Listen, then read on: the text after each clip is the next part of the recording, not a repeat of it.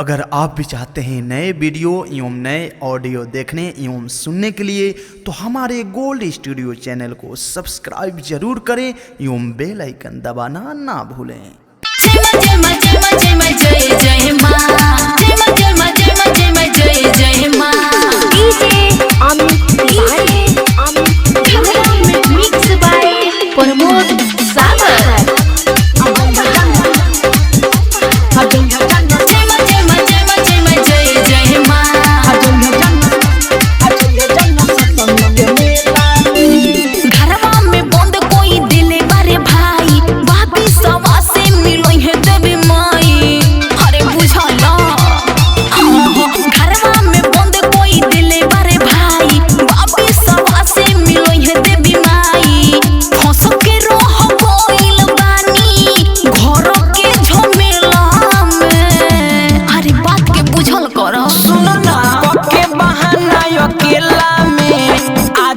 सप्तमी के मेला में के बहाना अकेला में आ जइहा जन्म सप्तमी के मेला में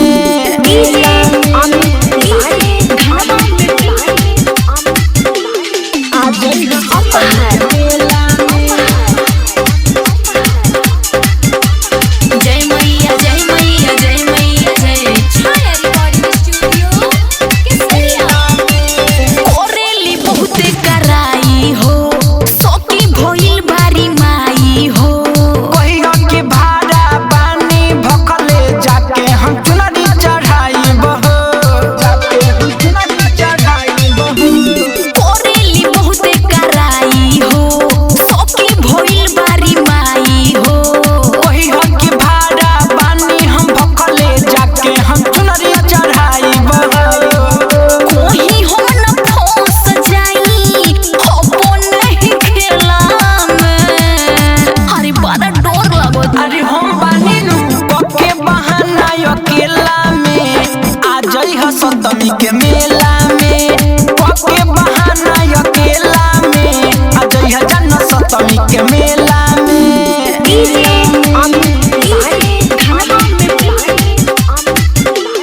आ जइहा सप्तमी के मेला जय मैया जय मैया जय मैया जय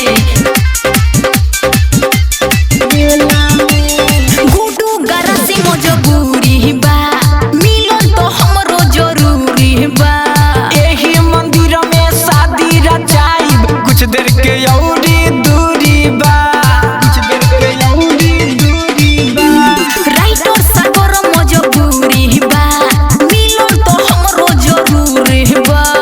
एही मंदिर में शादी रचाई कुछ देर के औरी